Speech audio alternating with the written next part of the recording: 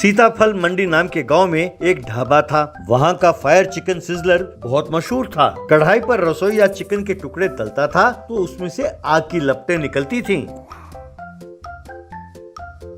ग्राहकों को उन आग के लपटों के साथ ही चिकन के टुकड़े वेटर सप्लाई करता था। लोग भी बड़े चाव से उसे खाते थे। उसी गांव में मुन्ना नाम का एक चोर था। वो लोगों के जेब काटता था और औरतों के गले से चेन छींचता था। एक दिन वो ढाबे पर आया और यहाँ वहाँ देखने लगा तो उसने देखा कि सब लोग वहाँ पे फायर चिकन सिजलर्स खा रहे थे। तब मुन्ना क्या करूं, किस्मत ही ऐसी है। आज जेब में बिल्कुल पैसे नहीं है मेरे। चलो कम से कम एक चाय तो पी लूं। ओ भैया वेटर सुनो, यूं कहा। तब एक वेटर आया और कहने लगा, बोलिए सर। तब मुन्ना, अरे पहले गुड मॉर्निंग कहो, बाद में ऑर्डर लेना। तब waiter, sorry sir, good morning. अब बताइए सर, आपको क्या चाहिए? तब मुन्ना, यहाँ क्या मिलता है? तब वो वेटर, इडली, डोसा, चपाती, chicken curry, paratha, mutton curry, chicken fry, mutton पाया। आपको हर किस्म के वेज और नॉन वेज आइटम्स मिलेंगे सर यहाँ पे। मुन्ना, वो सब रहने दो, यहाँ गर्मा गर्म क्या मिलेगा? तब वेटर, साहब आपको गर्मा गर्म चाहिए हो तो चूल्हे में से जलते हुए कोयले लाकर दे सकता हूँ साहब, और नहीं तो क्या चाहिए बोले साहब? तब मुन्ना, अरे बाप रे, इसकी अकड़ तो बहुत है। और ठीक है जाओ जरा गर्मा गर्म चाय लेकर आओ। तब वो वेटर, चाय पीने के लिए इतना नाटक कर रहे हो? कहकर अंदर गया और चाय लाकर उसके टेबल पर रखा। उसकी एक उंगली चाय की ग्लास में थी। उसने ग्लास में से उंगली निकाली और अपने मुंह में रखा।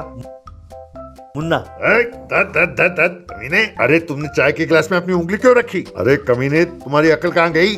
तब वेटर, अरे साहब माफ करना, 4 दिनों से उंगली में बड़ी खुजली हो रही थी। मैंने सोचा चाय के ग्लास में उंगली रखूंगा तो आराम मिलेगा। मुन्ना, क्या कहा? उंगली में खुजली हो रही थी तो तुमने चाय के ग्लास में उंगली रखा और तुम्हें मेरी ही चाय की ग्लास मिली थी। क्यों, तुम अपने नाक में नहीं रख सकते थे उंगली? तब वेटर, अरे साहब अब तक नाक में ही रखी थी उंगली, अभी अभी निकाल कर चाय के ग्लास में रखा था। साहब का बिल 10 रुपए। कहकर आवाज दी। मुन्ना ने गुस्से में चाय की ग्लास फेंका और काउंटर की ओर चला गया। वहाँ से उसे कुछ बदबू आ रही थी। मुन्ना अपने नाक बंद करते हुए, अरे भैया क्या तुम ही यहाँ ढाबे के मालिक हो? ये क्या बहुत बदबू मर रहा है? तब वो दुकानदार, अरे साहब 4 दिनों से गैस का प्रॉब्लम है।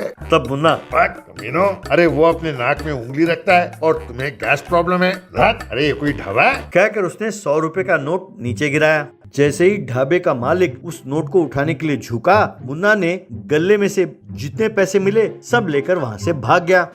कुछ दूर दौड़ने के बाद मुन्ना रुका और अरे वाह, आज तो मैं उसेन बोल्ट से भी ज्यादा तेज भागा हूँ। गुड गुड कहकर वो पैसे गिनने लगा। अरे ये क्या, इसमें तो सिर्फ 40 रुपए हैं, यानी मैंने 100 रुपए गिराए और 40 रुपए चुराए। हे भगवान, ये क्या हो गया?